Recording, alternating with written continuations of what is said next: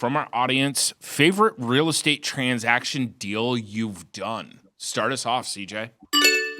Favorite real estate? I guess it's the favorite because it's the most memorable. I bought a house, maybe 9 years ago now. And it was my favorite real estate transaction because, for a long time in my life, real estate was about money, money, money, and making as much money as possible. And I went to buy this lady's house. And I remember walking in the house and like there was a mattress in the master bedroom she was sleeping on. There was dogs. It's like a hoarder house. It was just terrible, terrible house. Feces everywhere, piss everywhere, that kind of thing.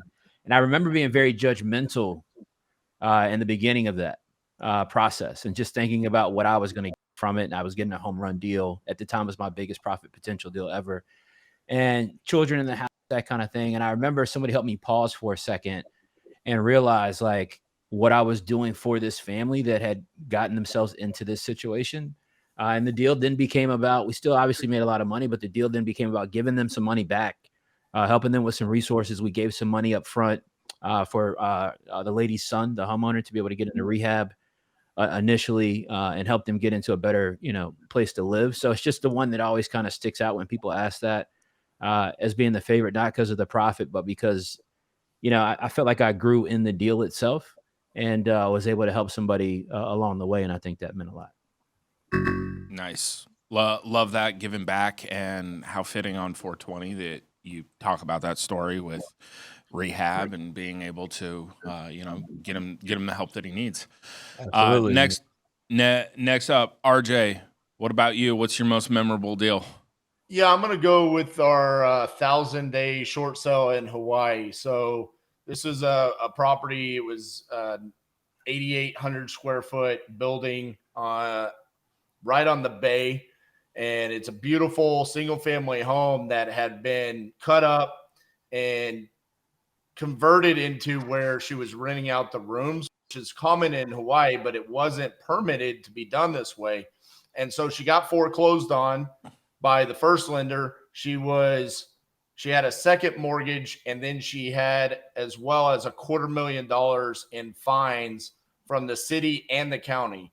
And so over the course of 1,000 days, we had to negotiate with first lender, second lender, city, and county to get it down to the purchase price that we needed. That took Elijah, my partner and friend, to sneak into the building official because he was like, hey, you can't get a meeting for 6 months. So he had to sneak his way in, essentially cut the line to have the meeting. It got all the way down to the closing. We had our lender in place, and literally the day of closing, the lender says, I don't have any money. Like, I've given all my money out. And we thought we were going to lose the deal because we didn't close on that day. We literally argued, cussed, cried, and we got funding a week later, and we closed on it. We still own it to this day, but that's one of the craziest transactions I've ever done. That's definitely a crazy one. I would say that's a little wild right there. What about you, Leon?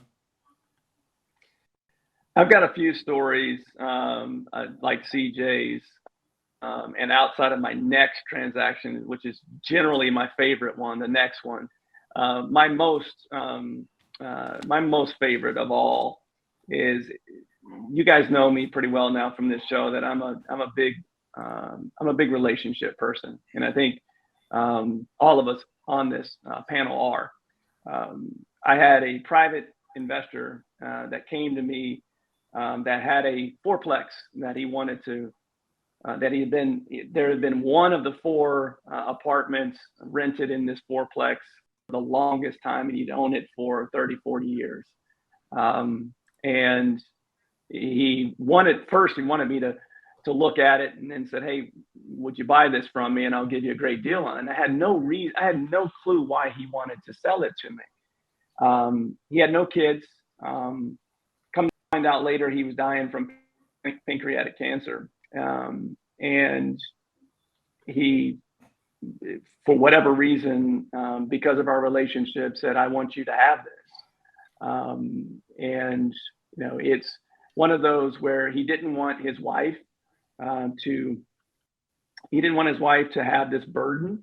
And so he didn't give it to me, but he gave me such a great deal on it because he wanted, he knew that I would take care of it. He knew that I would get it fixed up and all of the property rented out. And it's just one of those when you're able to help someone and you didn't even know, where the story was going until the end.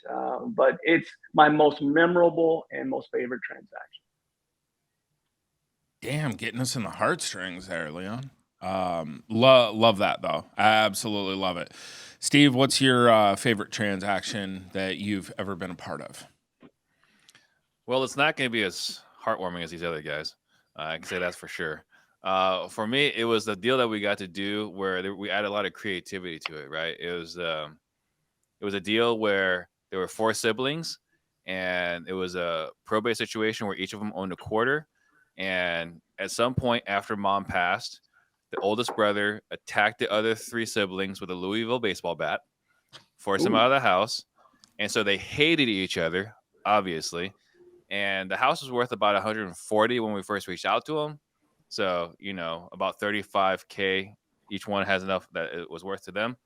And we bought out 3 of the siblings at $7,000 a piece because they wanted nothing to do with that sibling.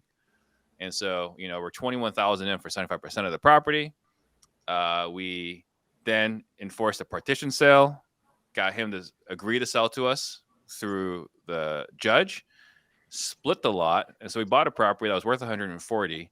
And after everything was said and done, bought it for less than $140. But after everything was said and done, splitting the lot, we sold the lot for what we basically bought the house for. And then selling the house was pure profit, right? So using joint tenancy, partition sale, adding a lot of creativity to add value here. That was my favorite transaction. But my second favorite is Monty Weimer. So Monty, Matthew, if you recall, we were doing a short sale. We were doing a short sale where there were 6 liens. First lien was on board. Second lien was on board. Fourth lien was on board. Fifth lien was on board. Sixth lien was on board. And the third lien was fighting over $3,000. And so we tried to explain to him, you understand, it's 3, you want 3 more thousand. So it's either 0 or $6,000. What do you prefer? It's like, we have principle. We will not settle. And they got nothing. And everyone got screwed in that transaction. So we got 5 out of 6 liens approved in that short sale.